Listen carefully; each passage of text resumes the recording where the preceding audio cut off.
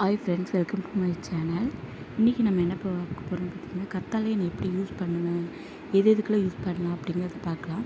First வந்து ஒரு சின்ன பீஸ் கத்தாழை எடுத்துக்கலாங்க. அதை வந்து இது சைடு நல்லா வாஷ் பண்ணிக்கோங்க. வாஷ் பண்ணிவிட்டு இது ரெண்டு சைடில் முள்ளாக இருக்கும்ல, அதை வந்து கட் பண்ணிக்கோங்க. கட் பண்ணிவிட்டு இந்த மாதிரி சின்ன பீஸாக எடுத்துக்கோங்க. சின்ன பீஸாக எடுத்துகிட்டு நல்லா வாஷ் பண்ணிக்கோங்க. ஏன்னா இதில் வந்து ஒரு மஞ்சள் ஒரு திரவம் மாதிரி இருக்கும். அது வந்து நம்ம ஃபேஸில் அப்படியே அப்ளை பண்ணக்கூடாது. அதை வந்து நல்லா வாஷ் பண்ணிக்கணும். ஒரு 2-3 டைம் நல்லா வாஷ் பண்ணிவிட்டு இந்த மாதிரி ஒரு லேயராக எடுத்துக்கோங்க. ஓப்பன் பண்ணிக்கோங்க. இதை வந்து என்ன பண்ணுறீங்கன்னா, கத்தியை வச்சுட்டு இது எல்லா சைடுமே அப்படியே சின்ன சின்ன தூளாக கட் பண்ணிக்கோங்க. கட் பண்ணிங்கன்னா இதில் வந்து ஒரு ஜெல்லி மாதிரி இருக்குங்க. அதை தான் நம்ம ஃபேஸ்க்கு அப்ளை பண்ண போகிறோம். இது பார்த்திங்கன்னா, இந்த கத்தாழை வந்து நம்ம ஃபேஸ்க்கும் சரி, நம்ம உடம்புல ஏதாவது பிரச்சனை, இப்போ சூடு, பைல்ஸ் இந்த மாதிரி பிரச்சனைக்கும் சரி கத்தாழை வந்து ரொம்பவே நல்லதுங்க. இது வந்து ஜூஸாகவும் அடித்து குடிக்கலாம். அப்படி ஜூஸாக அடித்து குடிக்க முடியலன்னா நீங்கள் வந்து ஒரு பீஸ் கத்தாழையை இந்த மாதிரி அடியில் அந்த க்ரீன் கலராக இருக்குங்க, அதோடையிலே தோலை வந்து நீங்கள் கட் பண்ணிவிட்டு இதை வந்து அப்படியே சின்ன சின்ன பீஸ் எடுத்து அப்படியே முழுங்கி தண்ணி குடிச்சிடலாம்.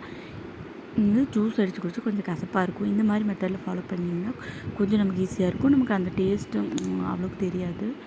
இப்போ வந்து இதில் வந்து ஃபேஸ்க்கு எப்படி அப்ளை பண்ணோன்னா, இது கூட கொஞ்சம் டர்மரிக் யூஸ் பண்ணிக்கலாம்.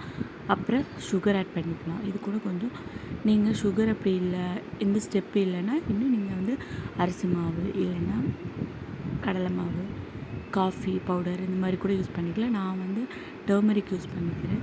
டர்மரிக் யூஸ் பண்ணிட்டு இதை நல்லா மிக்ஸ் பண்ணி விட்டுக்கோங்க. நம்ம சின்ன சின்னதாக கட் பண்ணும்போது பார்த்திங்கன்னா நல்லா ஜெல்லி மாதிரி ஆகும். அப்படியே அப்ளை பண்ணும்போது அவ்வளோக்கு ஜெல்லி வராது. இந்த மாதிரி சின்ன சின்னதாக கட் பண்ணி நீங்கள் அப்ளை பண்ணும்போது நல்லா ஜெல்லி கன்சிஸ்டன்சிக்கு வரும். பாருங்கள் எவ்வளோ ஜெல்லியாக இருக்குது அப்படின்னு. இதை வந்து நீங்கள் 10 மினிட்ஸ் நல்லா மசாஜ் பண்ணிக்கிட்டே இருக்கணும். நல்லா மசாஜ் பண்ணதுக்கப்புறமாட்டு ஒரு 50 மினிட்ஸ் கழித்து நீங்கள் நல்லா வாஷ் பண்ணிக்கலாம். நான் வந்து சீக்கிரமாக வாஷ் பண்ணிவிட்டேன். நீங்கள் வந்து ட்ரை ஆக விட்டு அப்புறம் வாஷ் பண்ணிக்கோங்க. அப்புறம் வந்து பார்த்திங்கன்னா, நம்ம மாஸ்க் எப்படி ரெடி பண்ணலான்னா, நான் வந்து எப்படின்னா ஒரு சீப்பு எடுத்துக்கிறேங்க. அதை வந்து நல்லா வாஷ் பண்ணிவிட்டு இந்த மாதிரி யூஸ் பண்ணாத சீப்பு எடுத்து வாஷ் பண்ணிவிட்டு இது மாதிரி கட் பண்ண நெக்ஸ்ட் ஒரு பீஸ் இருந்துச்சுங்களா, அதை வந்து இந்த மாதிரி சீப்பில் வந்து நல்லா நான் சீவிக்கிறேன். இப்படி வந்து நல்லா கீறி எடுத்துக்கிறேன். இப்படி கீறும்போது பாருங்கள் எவ்வளோ ஜெல்லி வருது பாருங்கள். நம்ம அப்படியே அப்ளை பண்ணுறதுக்கும் இந்த மாதிரி ஜெல்லி மாதிரி அப்ளை பண்ணுறதுக்கும் நிறைய டிஃப்ரென்ஸ் இருக்குதுங்க. இப்படி நீங்கள் அப்ளை பண்ணும்போது உங்களுக்கு ஈஸியாக இருக்கும். இந்த மாதிரி குத்துறது அந்த மாதிரிலாம் இருக்காது. நல்லா சாஃப்டாக இருக்கும். இதில் கூட நீங்கள் தேன் கூட ஆட் பண்ணி நல்லா ஃபேஸ்க்கு அப்ளை பண்ணிக்கலாம்.